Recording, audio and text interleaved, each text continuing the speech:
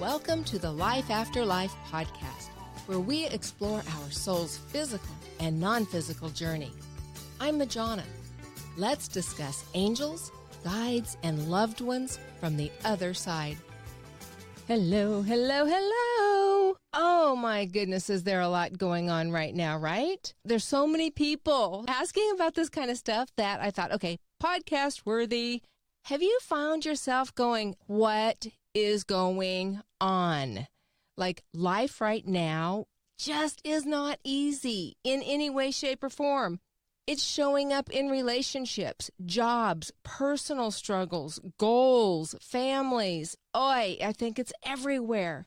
Thomas and I have just truly been getting so many emails, questions, Facebook messages. In fact, something's up with my messenger on Facebook. Yesterday, I saw 3, and they were all about the same from 3 ladies, and I went back to respond to them, and I can't find them. So if you messaged me and didn't get a response, I apologize. That's what happened, and I don't even know what that is. Email is usually a safer way to get a hold of me. That is Majana at Life After Life Radio, and I do, by the way, love to hear from you, and that is what this is all about. Some of those questions that we've been hearing about. Okay, so what in the world is going on? If you listen to Thomas's Fun Astrology, then you are aware of that explanation, that piece of it. We also did a podcast on subconscious mind mastery the other day that kind of combined astrology with our opinions. And today we're going to look at it a little bit different on this podcast. Let's just look at what's happening globally and actually in our whole solar system. If you're not into astrology, and I totally wasn't for a very long time, and I just kind of got sucked in it because of Thomas, and I'll tell you what, the more I understand, the more I realize I don't understand, and it's not just a wheel and horoscopes. Way deeper than that, and I think that most people really don't understand it. But I will say the more I become aware, the more credibility that I give it, and I'm actually very blown away with it. Put that aside, and let's just look at science. Think of a full moon. Okay, we feel it on our bodies. If you're a teacher, you know that in schools, or if you work with kids at all, including being a parent. If you have any experience in an ER room, what kind of people come in on a full moon? Does it ramp up? And a very good friend of mine who is an OB-GYN said he delivers more babies on a full moon than any other time of the month. So there's no doubt the moon affects our bodies because we're mostly water. We also know that it affects the tides in the oceans twice a day. Okay, the moon is only, I want to go through this kind of fast because either you're interested and you get it or you don't. The moon is 1/4 the size of the Earth, and it does all of that. It affects us to that degree. Right now, we have 5 planets. Let me see. I know I won't get them all. Jupiter, Saturn, maybe Neptune, Mercury, and something that I'm not thinking of are all kind of together in one area. They're all lining up very, very close to each other. So Jupiter is 10 times the size of the Earth. The moon is 1/4 the size. Jupiter is 10 times the size. Yes, Jupiter's also further away. But Saturn is also multiple times bigger than the Earth. But my point is all of these planets and the sun are all focusing all their gravity on one part of the Earth and pulling stuff that way. And this has been kind of gearing up in the last few days. And what's been happening? Look at all the volcanoes that are going off all over the world. If the moon can affect the tides, doesn't it make sense that even stronger gravity could affect the molten part, the liquid part, and it's surfacing?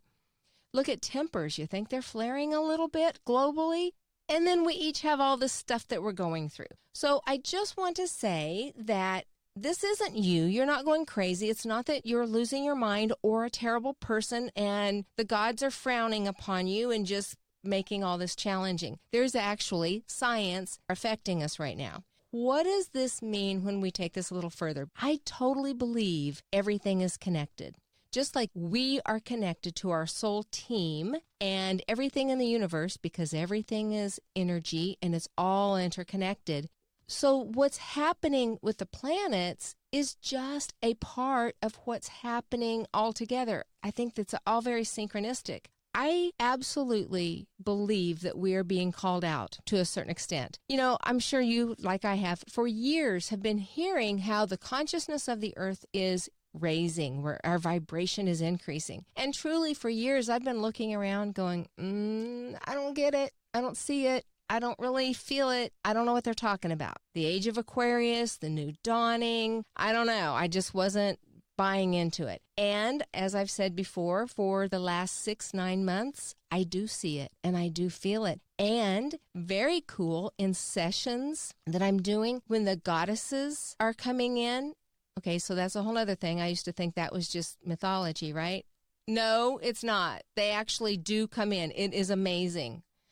I'm always amazed by these sessions, y'all. I just got to say, they blow me away. I never know what's going to happen. But the goddesses talk about the changes that are coming and kind of preparing us for this. And ready or not, here's a little insight they keep saying, very insisting, and that we should prepare is our country, the United States, as well as globally, is shifting back to a matriarchal society.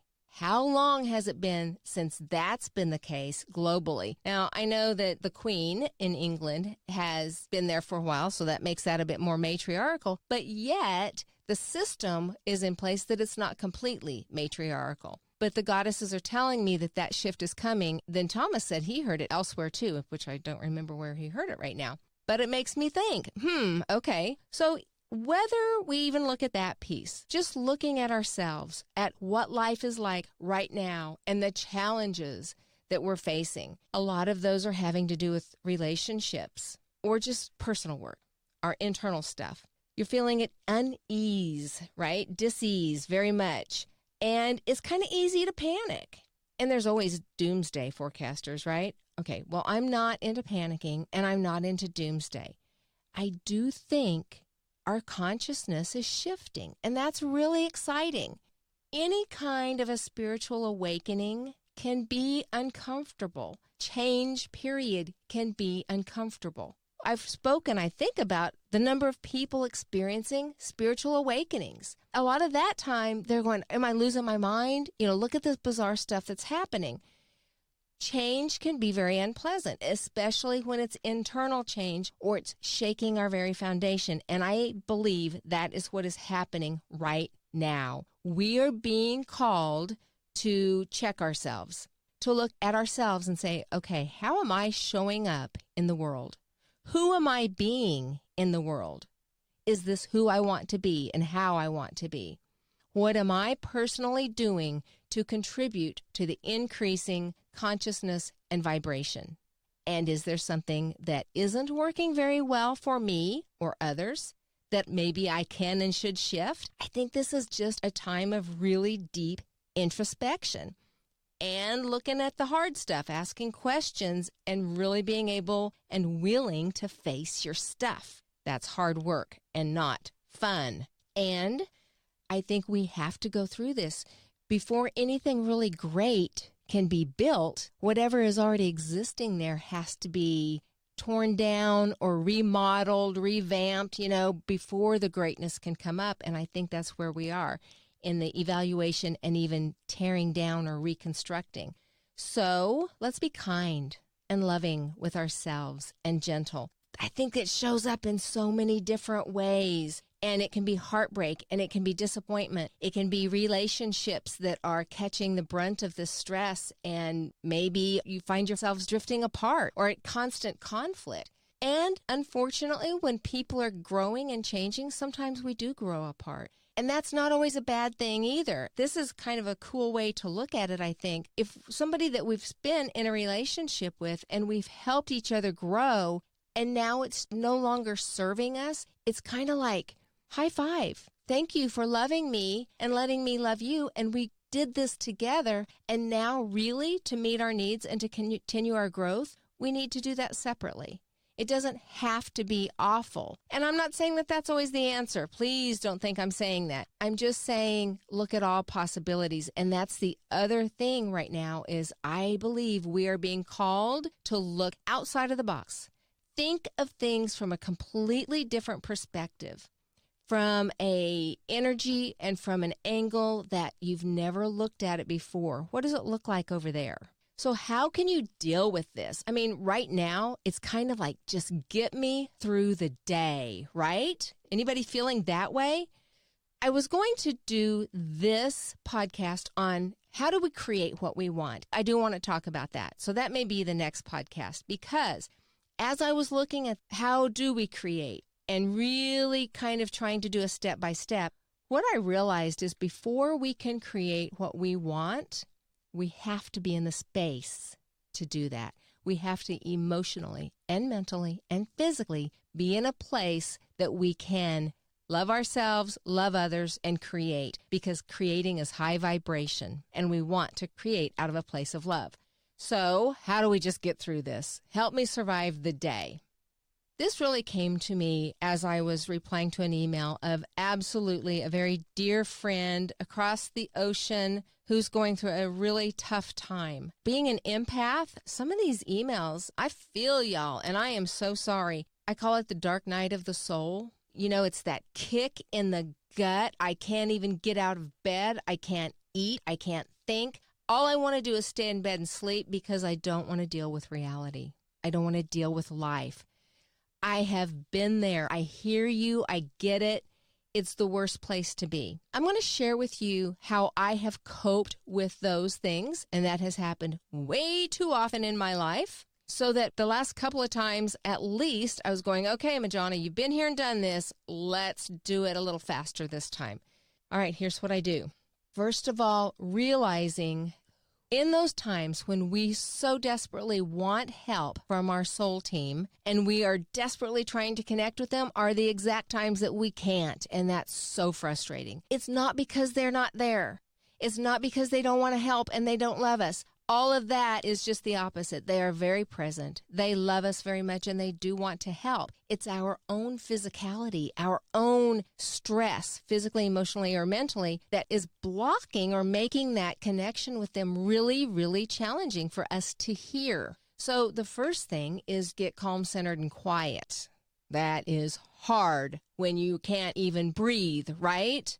I think I've said in another podcast, I used to have issues with anxiety, especially when I was going to be alone. And a lot of these dark nights of the soul for me were involved around that topic in various forms. So breathing became a real struggle for me. And I found myself shallow breathing, only up here in your chest. And it seems like you just can't quite catch your breath. And that's not healthy. It's not healthy in any way. So slow down and take nice, calm, deep breaths through your belly. Use your diaphragm. And consciously breathe deeply and slowly. And you know, when you exhale longer than you inhale, that tells your body to relax.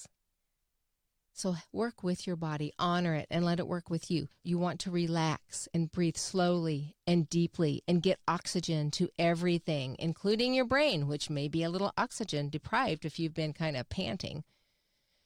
All right. See, I catch myself breathing right now. Woo! If you're anything like me, my mind is busy, and it's going all the places it should not be going. It's all of the what ifs and oh craps and oh my goshes and all of that negative stuff that is completely counterproductive to anything. Because, you know, worry is negative prayer.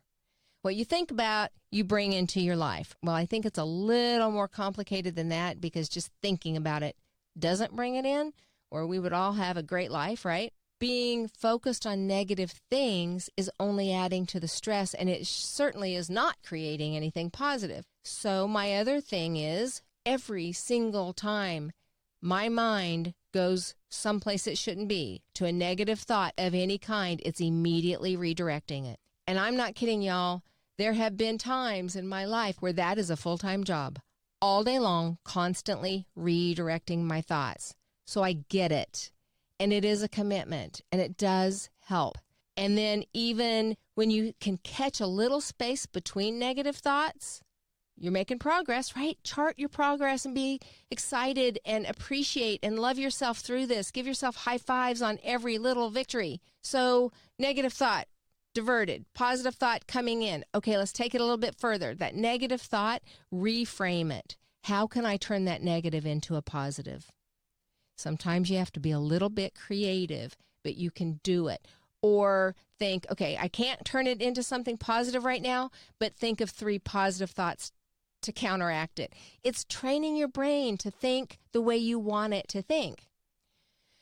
All right, you're breathing, you're catching and redirecting thoughts. The other thing, when you're really, really in a bad spot, this is the absolute last thing you want to do. What would that be? Yep, exercise. The last thing you feel like doing, and yet it can be the absolute most beneficial, right? So get up, get out of the house and get some fresh air. Even if it's like really, really cold out there, well, good. That fresh air will give you a little shock factor. Whatever the temperature is, get out there and get in it. You're shifting your attention. You're shifting your body. You're getting yourself out of one zone and into another. Now, if you just cannot bring yourself to go do a really good workout, okay, don't. Just go for a walk. But on your walk, make sure you're monitoring your thoughts and your breathing.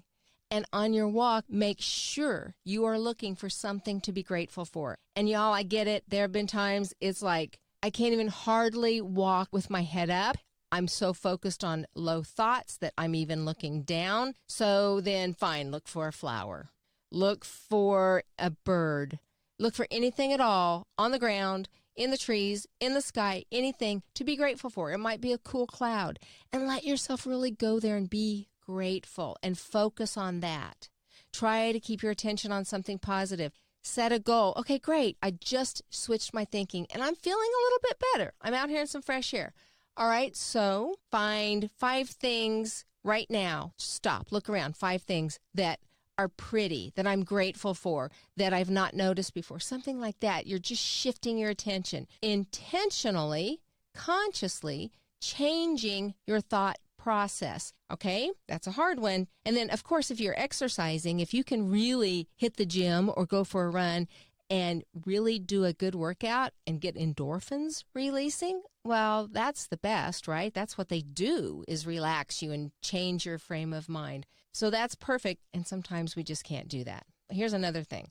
I like to meditate in complete silence. Sitting in meditation is my favorite. But when I am in a stressed out space, in any sort of stress, and my mind keeps going to the negative thoughts, or I have terrible monkey mind, or I'm obsessing over something in my life at this moment, silence is the last thing I need because my brain is more than happy to fill it with negativity.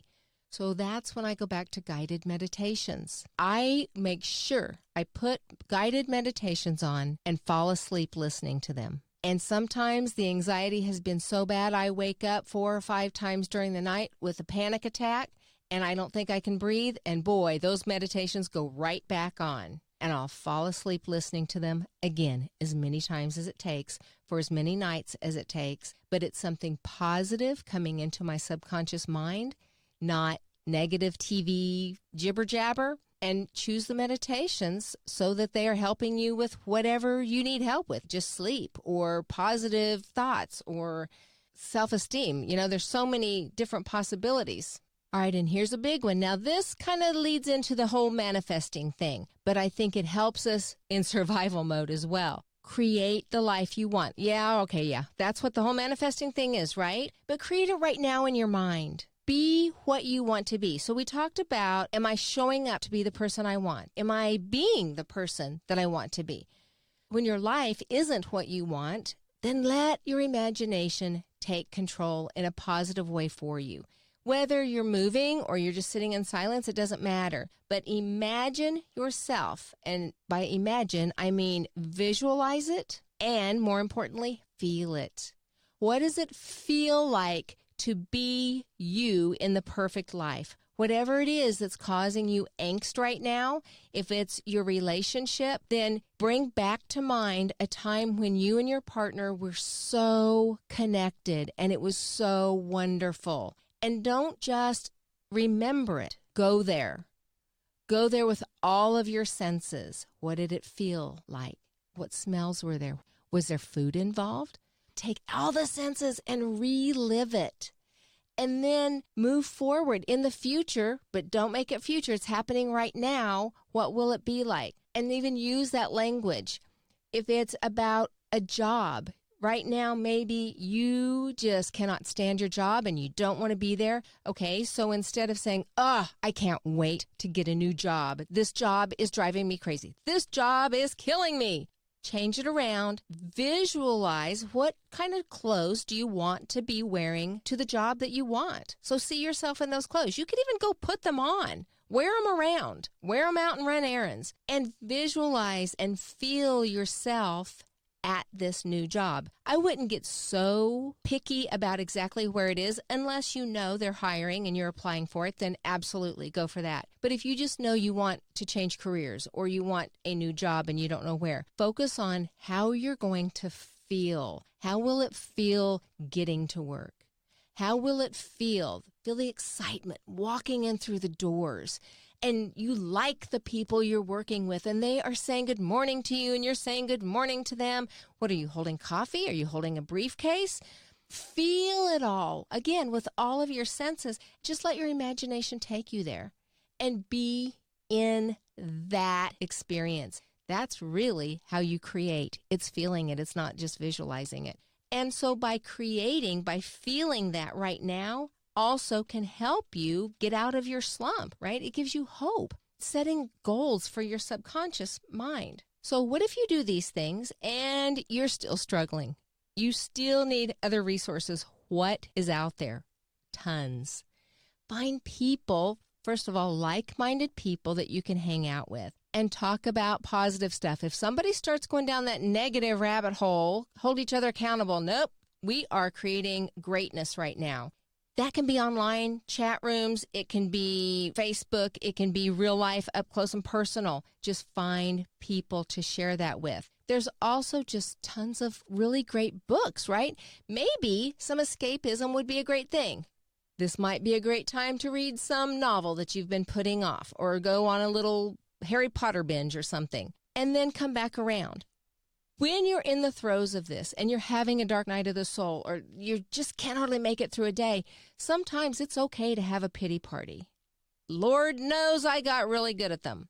The thing is, you want to limit those. Limit how long you're going to spend feeling bad for yourself and being a victim, but go into it and enjoy it and say, okay, I give myself this 30 minutes and I'm going to do it really, really well. And then after 30 minutes, I'm going to be positive and I'm going to work on creating what I really want. That's both sides of the coin. There's some great self-help books, right? Wayne Dyer is a great one, light, easy reading, upbeat, along these same lines. I loved him. And those are just always good fallback books when you just need a little boost. That's like hanging out with an author, even though you're not really, it's not a two-way communication.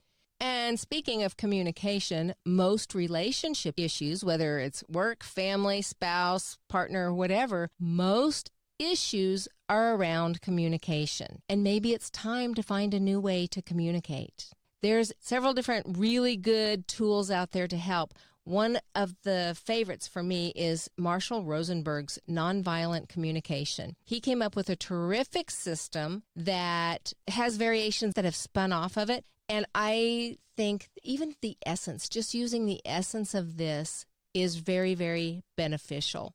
So if you're struggling with communication, look at that. Again, I think this is all about our foundation. What can we do? What shifts can we make within ourselves to make our lives and others better, happier, a stronger foundation? I mean, I think we just really have to analyze everything right now. And I am working on a course, actually. If I would have done this several months ago when my guides told me, but then I forgot, I would have it done. And so I don't. But I am working on a course for exactly how to get realigned, really, and manifest. That will be, I'll keep you posted. I'm working on it. And I really do want it to be very, very beneficial. In the meantime, be looking at all the resources you can get a hold of. I hope you found some gems in this that can help you, and I would love to hear from you. You can get me at Majona at lifeafterliferadio.com. If you are looking for help with your guides, then I'm glad to help you out with that. I do have sessions. You can get them on our website, which is Soul Food Talks, SOUL,